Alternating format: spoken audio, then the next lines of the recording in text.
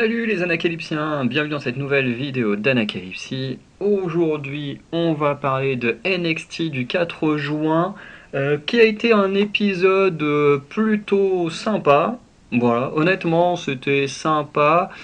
J'ai trouvé qu'on a eu du beau catch, mais à côté de ça, que les comment dire, les promos étaient pas ouf. Voilà. Les promos, on en reparlera en conclusion au moment de faire les previews des matchs. Hein. Comme vous savez, quand les previews, j'aime bien expliquer d'où viennent les matchs programmés pour la suite. Donc on reviendra là-dessus. Mais ouais, entre une promo qui a duré 10 minutes, pour pas dire grand-chose, que j'ai regardé où on en était quand il y a eu l'entrée de Ethan Page, enfin de Havaren qui a annoncé l'entrée d'Ethan Page, on était à 10 minutes de la fin. C'était hyper long pour pas grand-chose. La promo, hein, je l'avais dit la semaine dernière, la promo pour le titre nord-américain féminin, on savait que ça allait se passer comme ça. C'était pas ouf ouf.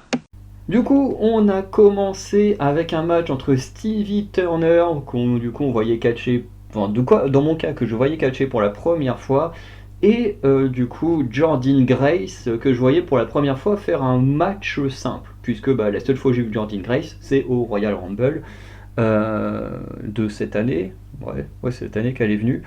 Et le match était plutôt sympa, honnêtement, c'était sympa. Bon, c'était, comme on l'a dit, évidemment, c'était juste fait pour donner de la victoire à Jordynne Grace, que le public de NXT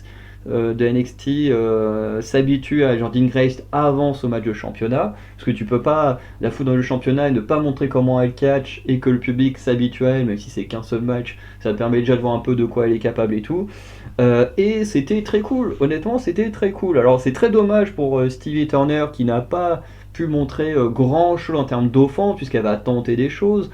Mais c'est intéressant de voir d'un côté la résistance de Jordynne Grace qui résistait à des envoyés vers les cordes, à des cordes à linge, à des choses comme ça, qui montre qu'elle est solide comme un roc au niveau du sol et tout. Voilà, tu peux pas la bouger comme tu veux, un peu comme les big women. Par contre, elle a plutôt détruit Stevie Turner. On se doute bien qu'avec Roxanne Perez, les choses vont être un peu différentes, mais le match était vraiment cool. Là, t'as l'impression d'avoir un monstre, et même Roxanne Perez, elle a l'air. Tu vois, de la façon dont elle acte le truc, tu dis, ah ouais, même pour elle, t'as l'impression que ça va être dur, et ça donne très envie de voir ce match entre Jordynne Grace et Roxanne Perez, oui, c'est bien ça. Et j'aime bien parce que backstage, t'as plein de gens qui viennent voir Jordynne Grace. Alors je me souviens plus, mais je crois que t'as Sol Ruka et d'autres personnes qui viennent en mode ouais, on est trop content de te rencontrer, machin et tout. Et à côté de ça, t'as Ariana Grace qui vient, bon, raconter ses trucs chiants comme d'habitude, mais qui est toujours dans un acting parfait. Et Tatum Paxley, c'est Tatum Paxley qui vient pour elle tenter de checker la ceinture de la TNA. Tu dis, mais qu'est-ce que tu fous là? T'es à NXT, pourquoi tu vas à la ceinture knockout? Peut-être qu'un jour on aura un match entre Jordynne Grace et Tatum pour la ceinture knockout, juste pour le délire, hein, je pense. Autant profiter que Jordynne Grace soit là pour faire des choses avec, hein. Mais je trouvais ça marrant. Après, ce sera intéressant de savoir s'il y a des gens de la WWE qui sont allés à la TNA ou qui iront à la TNA entre deux. Est-ce que s'il y en a qui viennent ici, il y aura peut-être des échanges pour faire aussi des matchs à la TNA pour donner un peu plus de vues entre guillemets à la TNA. Je sais que c'est une très très grosse compagnie, hein, mais vous voyez ce que je veux dire. Bref. Donc si ça se trouve un jour dans un tattoo paquet Virgin Grace à la TNA, juste parce que Tatum Paxley veut absolument de l'or entre les mains, et j'espère qu'un jour on récompensera Tatum Paxley avec une ceinture, et je serai sûrement l'un des fans de catch les plus heureux au monde. Bref, en tout cas, j'ai très hâte de voir leur match de championnat ce week-end. Ensuite, on a eu Thea Hale contre Jasmine Nix, puisque Jasmine avait agressé Thea Hale suite à son match contre Fallon Henley la semaine dernière. Je crois que c'était face à Fallon. Match qui a été plutôt sympa, on a eu des bonnes offenses des deux côtés, ça s'est très bien battu. Je pensais que. Alors, avant que le match commence, pour moi dans ma tête c'était obligé, Thea elle va gagner. Voilà, hein, Thea est bien plus un projet que Jazz, donc pour moi c'était plié. Voilà, c'était un petit match d'exhibition en attendant que Jessie Jane revienne, d'ailleurs qu'on a revu plus tard. Mais voilà, moi j'imaginais un truc comme ça, pour moi Théa elle allait gagner. Mais au bout d'un moment, vous savez, il y a un peu cette scission entre les membres de la Chess University, entre ceux qui aiment bien Ridgeland, ceux qui ne l'aiment pas, et ce qui fait que euh, Duke Hudson et Riley Osborne vont quand même venir supporter Thea Hale, mais derrière, sans trop bouger non plus, mais en montrant leur soutien, en étant présent. Ce qui du coup va détourner l'attention de Thea Hale. À ce moment-là, tu dis, oh, c'est le moment pour Jazz d'en profiter et de gagner le match. Sauf qu'au final, ben non, Théa va même pas genre se prendre un roll-up ou un coup dans le dos, non, elle va direct garder le dessus sur Jazz. Ça m'a surpris parce que bah, habituellement, ce genre de moment qui te distrait, ça permet à ton adversaire de prendre le dessus. Là, ça n'a pas été le cas, je me suis dit, bon, ok, ouais, allez, Théa, elle a gagné. Quand elle commence en plus à placer Sakimura, je dis bon bah allez, Terrell elle a gagné tous ses matchs avec Sakimura, enfin à chaque fois qu'elle l'a placé quasiment elle l'a gagné, c'est extrêmement rare qu'elle n'a pas gagné en plaçant sa soumission, sauf qu'au final Jazz elle va intelligemment reculer vers le coin, bon elle va bloquer l'arbitre dans le coin, mais du coup l'arbitre il va quand même compter comme si c'était Jazz qui était à sa place, et puis bah, de toute façon techniquement elle touche les cordes en même temps donc voilà. Et au final, bah, quand Terrell lâche Jazz et qu'elle repart vers le centre du ring et qu'elle se retourne, elle se prend le coup de pied retourné de Jazz qui l'emporte clean. Et alors là, j'étais super surpris. Alors là, moi je suis très content parce que j'aime bien Jazz, mais je m'y attendais pas. Du coup, franchement, grosse surprise, victoire de Jazz. Je sais pas où tout ça va mener, mais j'étais plutôt content de ce qui s'est passé. Ensuite, on a eu le match de la coupe Tony D'Angelo contre Damon Kemp pour la World Cup Heritage. Et le match a été plutôt sympa, franchement d'ailleurs un match assez sympa. Premier round, franchement c'était très cool. On a les deux qui ont eu des très bonnes offenses et tout. Mais Tony D'Angelo va marquer son premier point au bout d'un moment avec une sorte de power slam. Je ne sais pas comment définir la prise qu'il a faite. Bon, de toute façon, déjà, je m'en souviens plus avec tout ce que j'ai vu après. Mais voilà, sur le coup, le marqué c'était une sorte de power slam. C'est pas un réel power slam, mais c'était un peu un truc dans le même style. Et du coup, voilà, il l'emporte. Premier point. On passe au round 2. Round 2. Bon, bah, pétage de câble comme d'habitude, hein. Encore une fois, on a cuté un round entier. Bon, au final, on a vu qu'il s'est rien passé pendant ce round. Mais quand même, pourquoi tu le cut? En plus, pour le montrer après en recap, je dis, ça n'a aucun sens de faire ça. Au bout d'un moment, arrêtez de nous faire chier avec vos coupures. En plus, c'est toujours. Bon, il y en a dans plein de matchs. Mais à chaque fois, ils coupent plein de minutes dans le match de la coupe. Au bout d'un moment, arrêtez de foutre ce match-là si vous cuttez des rounds entiers à chaque fois. C'est saoulant, quoi. En plus, là, vous avez même pas besoin de le cutter, puisque au final, le match va commencer. Les membres de No Quarter Catch Crew et de The Family vont se frapper dessus, ce qui va du coup mener à un no contest, et du coup, pas de point de marqué. On annule le round et on passe direct au round 3. C'est pas comme en plus plein de fois où ils cut les trois quarts du round et qu'en plus bah, il s'est vraiment passé quelque chose. Que là, ils ont cuté le round et en plus il s'est rien passé d'intéressant. Vraiment, je comprends pas. Ensuite, on passe au round 3. Round 3 qui est pareil, assez serré entre les deux hommes. Vraiment un très bon match. Mais malheureusement pour Damon Kemp, au moment où pareil, il fait une prise où il a Toy D'Angelo sur les épaules, et puis c'est un peu comme s'il partait en faisant une roue, quoi, avec le gars sur les épaules. Il le fait, il se met sur Toy D'Angelo, et l'arbitre il compte 1, 2, la cloche elle sonne, et du coup l'arbitre peut pas compter 3.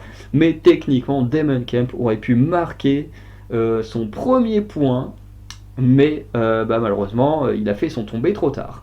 Et ça, c'est hyper intéressant. Euh, et ensuite, round 3, les deux hommes, ils commencent à s'affronter. Et direct, Damon Cap, en fait, il court vers Tony Donjo, il le rattrape. C'est à moitié sous une sorte de... comment on appelle ça? Moi j'ai mis une power bomb, mais c'est pas vraiment une power bomb. J'ai oublié, t'as Batista, il faisait souvent ça, Triple H aussi. Oh là là, c'est pas une power bomb, c'est un... J'ai oublié le nom.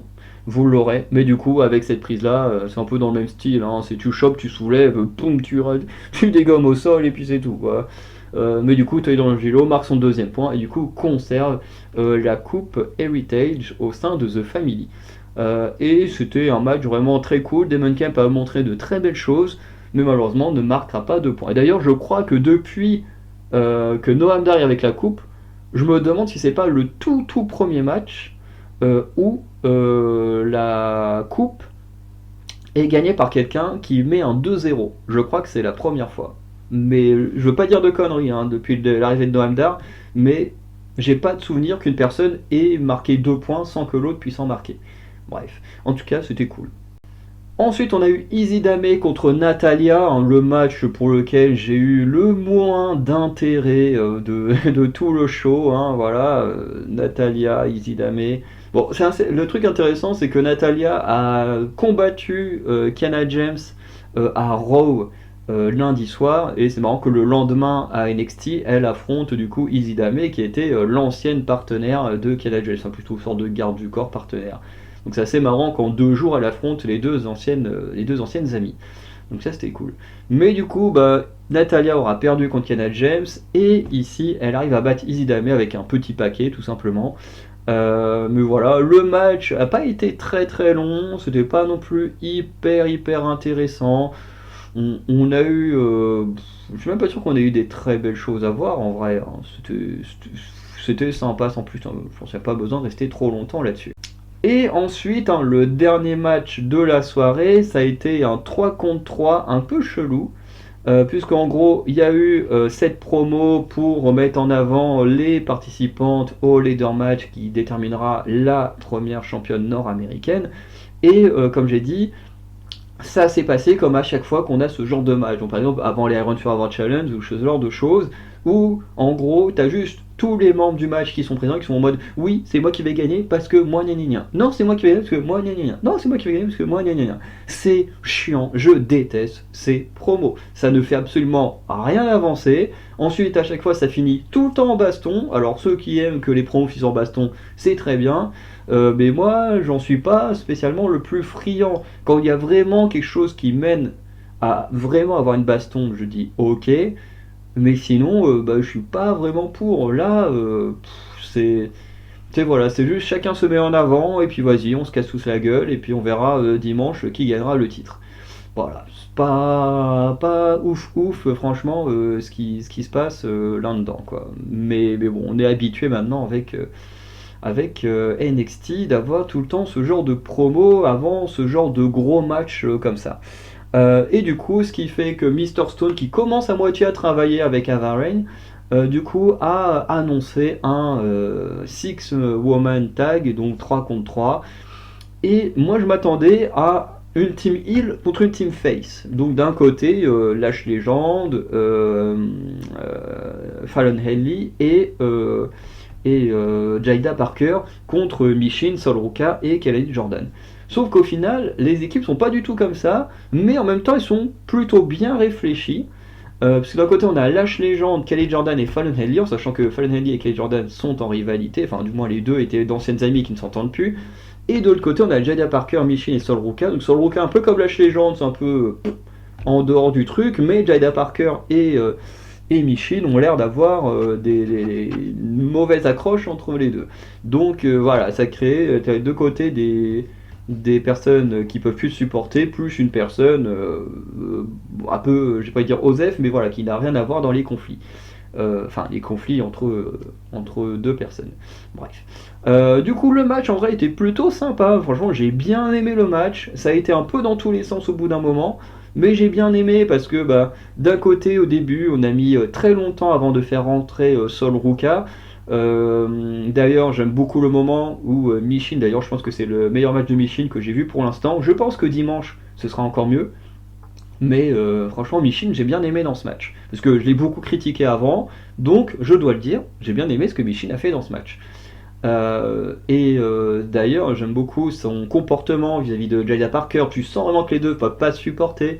Quand Jayda veut lui faire le tag, genre elle lui tourne le dos et tout, du coup Jayda elle force le truc alors qu'elle pourrait faire le tag à Sol Ruka, mais non, elle force le truc. Enfin bref, le coup, l'animosité plutôt entre Jayda Parker et Michin, j'aime beaucoup. Hein, franchement, les deux, c'est très bien. De l'autre côté, on a pareil avec Kelly Jordan et Fallon Henley, même si c'est moins prononcé que dans la team Ruka. On sent quand même qu'il y a des tensions.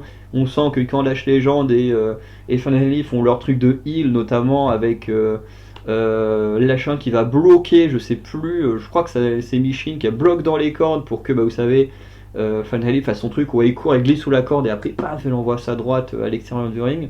Bref, tu sens qu'il y a le Jordan en mode mais non, mais oh, c'est pas bien de faire ça et tout. Bah, enfin bref. J'aime bien parce que le fait d'avoir une dynamique avec d'un côté un heal avec deux face ou une face avec deux heals, bah du coup ça crée vraiment de la tension plutôt que quand t'as d'un côté trois heals et trois face. Donc j'ai trouvé que la dynamique était vraiment pas mal. Le match lui était vraiment pas mal. Mon seul problème c'est un peu la fin. Où la fin, bah, c'est un peu une fin de match où il y a plein de monde, hein. C'est les fins très bordéliques. Puisque bah, d'un coup, Michin et Jada Parker, parce que les deux veulent récupérer le tag, sauf que Jada est en mode non, mais toi, Michin, va te faire foutre, moi je prends le tag, de toute façon je suis meilleur, machin. Et du coup, Michin, elle la tape, ce qui fait que Jada elle tombe dans le ring, mais du coup, comme elle est vexée, elle chope Michin, elle la fout dans le ring aussi, les deux commencent à partir en baston et tout. Ce qui fait que de l'autre côté, bah, les Lash Legend et Fall Ready, elles en profitent bah, pour dégommer Sol Ruka parce que l'arbitre a le dos tourné. Ce qui fait que bah, du coup, Kelly Jordan elle vient en soutien à Sol Ruka, ce qui fait que bah, Kelly Jordan et Finally partent en baston. Mais au bout d'un moment, elles vont bousculer Lash Legend, ce qui fait que Kelly Jordan se débarrasse de Finally, ensuite elle se prend un gros big boot de Lash Legend, et Sol Ruka profite de tout ce bordel pour rebondir dans les cordes avec son finisher qui est toujours aussi incroyable. Alors, franchement, si on n'a pas elle comme championne nord-américaine dimanche, mais je dirais pas que je pèterai un câble parce que tant que c'est pas Michin, parce que pour moi, une fille qui est à Raw ou SmackDown ne doit pas gagner ce titre. Encore une fois, j'ai rien de personnel contre elle, mais c'est juste qu'elle n'est pas de NXT, donc elle doit pas gagner ce titre. Mais peu importe qui d'autre le gagnerait, je serais plutôt content, hein, parce que ça voudrait dire que la compagnie a des grandes ambitions pour cette personne, sinon tu n'en ferais pas la première championne d'un titre. Hein. Mais je préférais quand même que ce soit Sol Ruka. Franchement, Sol Ruka, ce serait incroyable. Même s'il faudrait quand même lui donner un personnage, parce que c'est quand même chiant d'avoir une catcheuse qui n'a pas de personnage aussi cool, quoi. Mais du coup, voilà, avec son finisher, paf, Sol Ruka donnera la victoire à son équipe dans un match qui, au final, a peut-être été l'un des plus divertissants de la soirée. Du coup, on passe au preview et à la conclusion. Donc, juste avant, on aurait dû avoir un match entre Josh Briggs et Sean Spears, sauf que Josh Briggs s'est fait agresser par Sean Spears juste avant. Et du coup, Jevon Evans va plus ou moins jouer le héros en agressant Sean Spears. Et c'était plutôt sympa. Ça a juste été une baston parce que bah, déjà, Jevon Evans avait empêché plutôt Josh Briggs de s'attaquer à Sean Spears. Et mais du coup, de voir que Sean Spears a fait l'inverse, ça a saoulé Jevon Evans qui a plus ou moins foutu sur la gueule à Sean Spears avec son magnifique finisher aussi, incroyable. Et du coup, ensuite, après ça, on aura certainement un match d'ici une semaine ou deux entre les deux hommes. Donc, annoncé, on a eu Roxanne Perez contre Jordynne Grace pour le titre de NXT pour Battleground hein, ce dimanche.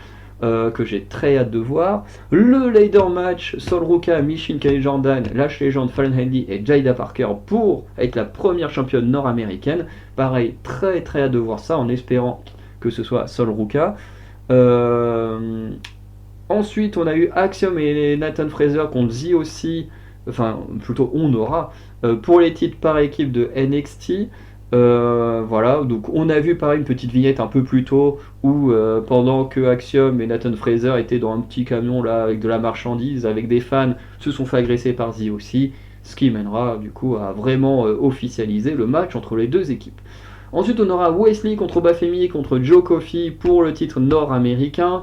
Pareil, où on aurait dû avoir un match avec Tyriek et Tyson contre on ne sait pas qui au final parce qu'ils se font agresser par Gallus qui annule à nouveau un match et du coup ils vont faire une promo. J'avoue que j'en avais rien à foutre de leur promo, ce qui fait que Bafemi va se ramener et puis Wesley va se ramener et en gros c'était juste pour teaser le match nord-américain avec Gallus qui va exploser Bafemi et Wesley. Voilà, et rester debout histoire de construire un Joe Coffey très fort pour dimanche, même si je suis quasiment sûr que Kofi prendra le pin. Je pense que ce sera comme ça. Je peux me tromper, mais je pense. Et on a eu une vignette incroyable pour teaser le match entre Shayna Baszler et Lola Vice, deux meufs qui viennent de MMA, UFC, ces trucs-là, et qui vont s'affronter dans un NXT Underground match. Pareil, j'ai beaucoup d'attentes pour ce match, parce qu'on a quand même deux anciennes boxeuses, de types différents, mais on a quand même deux anciennes boxeuses, enfin deux anciennes pratiquantes d'arts martiaux, donc pour moi, il faut vraiment que ça se foute sur la gueule, et que on n'ait pas du catch. Faut pas qu'on ait la même arnaque qu'on a eu entre Ronda Rousey et Shayna Baszler. Là, il faut qu'on leur fasse confiance. C'est deux meufs qui connaissent le sport d'arts martiaux, que c'est de se foutre vraiment sur la gueule. Donc faut les laisser y aller. Faut les laisser y aller et on veut un très beau match. On veut pas du Natalia qui te fait des souplexes et des trucs comme ça. Non, on veut de la boxe, pas du catch quand on est dans un underground match. Voilà. Et on a du coup avec la promo de fin de show qui a duré 10 putains de minutes, vraiment, dont une grosse partie c'est juste Ethan Page qui se met en avant et tout ça, qui insulte le public, machin, qui du jeu. En gros, c'est juste pour dire, moi je suis talentueux, donc je mérite d'être signé à NXT, et je mérite de rendre NXT beaucoup plus grand de ce qu'il est, parce qu'avec la draft vous avez perdu tous vos gros noms, donc il est temps que quelqu'un vienne améliore le roster, rend NXT prestigieux voilà, globalement il est là pour rehausser la compagnie selon lui, enfin le roster. Et je trouve ça intéressant, mais de là à ce que ça dure 10 minutes, vraiment, c'était trop long. Ce qui fait qu'il dit qu'il va mettre fin à l'ère de Trick Williams, du coup Trick Williams il vient au ring, ils se font face à face, que du coup on redit à peu près les mêmes choses en face à face, donc c'est très chiant. Il y a juste du coup Ethan Page qui va annoncer les deux clauses de son contrat, qui est de mettre fin à l'ère de Trick Williams et s'il signe qu'il y aura un match entre les deux dimanche à Battleground. Donc franchement, 10 minutes encore une fois, juste pour dire ça, je trouve que c'était très long. C'était intéressant, mais beaucoup trop long parce que ça s'est répété à certains moments et c'était un peu chiant. Du coup, match pareil pour lequel j'ai beaucoup d'attentes parce que j'ai jamais eu Ethan Page catché, donc j'ai pas mal d'attentes sur ce qu'il va donner dans le ring et en même temps, ce qui me déçoit un peu, c'est qu'il y a zéro construction en fait. C'est un match où il n'y a pas de construction, c'est juste en mode moi j'arrive, je suis talentueux, je suis génial, donc j'ai un match pour le titre. Globalement, c'est ça l'histoire du truc. Donc voilà, bon, il a agressé Trick Williams, donc ce qui fait que Trick Williams il va en découdre. Mais je veux dire, t'as pas une histoire écrite sur plusieurs semaines comme pour d'autres matchs. C'est un peu dommage, mais je pense qu'on aura quand même quelque chose d'excellent. Sinon, on mettrait pas Ethan Page directement dans un match de championnat si, selon la WWE, il avait le talent nécessaire pour un main event dès son arrivée, quoi. Parce que je pense qu'il sera direct dans le main event. Bref. Du coup, on va s'arrêter là. J'ai passé un très bon moment dans le show, c'est un très bon show. Très bien de teaser Battleground, même si j'ai trouvé que les promos étaient pas incroyables ou beaucoup trop longues. Mais en tout cas, on a eu du très bon catch. J'ai passé un excellent moment. Donc, c'est juste ce qu'on demande à NXT, d'avoir du beau catch. Voilà. Après les promos, il y en a des fois qui sont très bonnes, des fois qui sont moins bonnes. Mais bon, ça après, c'est un peu de la vie de chacun. Voilà. Donc, n'hésitez pas à me dire ce que vous avez pensé de cet épisode en commentaire. Cette fois, je vous mets les pronos soit demain ou samedi. Ça dépendra quand est-ce que je trouverai le temps puisque je rentre dans ma famille ce soir. Dimanche, je sais pas si j'aurai le temps de regarder Battleground, parce qu'en gros, dimanche, je fête l'anniversaire d'une de mes meilleures amies. Et bon, normalement on se voit que la journée, parce que le lundi, les trois quarts des gens y travaillent. Certains ont même de la route à faire pour rentrer chez eux. Donc je pense qu'on se verra du midi jusqu'en fin d'après-midi. Donc normalement je pourrais voir Battleground en rentrant chez moi. Mais si c'est pas le cas, je le regarderai le lundi matin et vous aurez la vidéo un peu plus tard que prévu. Mais bon, dans tous les cas, comme j'aurais pu mon stage, parce que mon stage dernier délai à rendre, c'est mon rapport de stage dernier délai à rendre, c'est lundi qui vient. Donc dans tous les cas, j'aurai aucune obligation lundi, à part rendre la version physique, mais bon, ça je peux le faire après avoir vu Battleground le matin. Donc dans tous les cas, lundi dans la journée, vous aurez les résultats, enfin ma review de Battleground. Voilà. Du coup, c'est une bonne soirée, je vous dis à très bientôt. Ciao tout le monde.